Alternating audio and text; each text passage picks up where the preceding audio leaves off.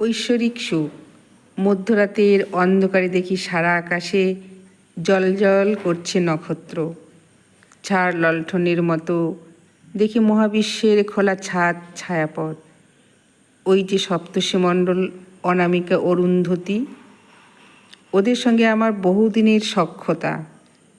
আমি এক মন চেয়ে থাকি, হারিয়ে যাই জীবনের তীব্র গভীরতায়। ঘোমটায় ঢাকা রূপসী গ্রাম বাংলা, জ্বলছে তার হীরের নাকছাপি। টুকটাপ করে ঝরে পড়ছে পাতা। রাতের বুকে জ্যোৎস্না মাখা এক ফালি চাঁদ মাদকতা আনে মনে। শ্রাবণের মেঘ উড়ে যায় বিরহীর কাছে।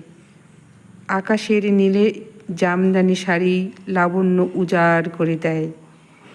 এরাই আমার পৃথিবী, আমার ভালোবাসা। আমি ডুবে যাই কবিতার মুগ্ধতায়।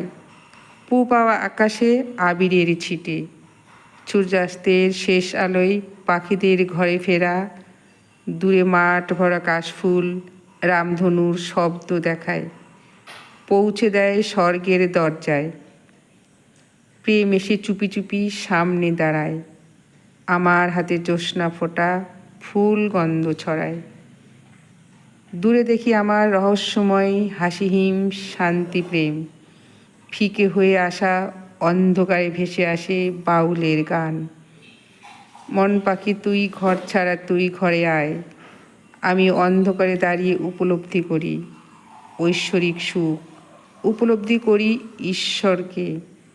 মন্দিরে মন্দিরে পবিত্র উচ্চারণ আমাকে হাত ধরে নিয়ে যায় স্বর্গের পথে। কলমে রূপালী ঘোষ।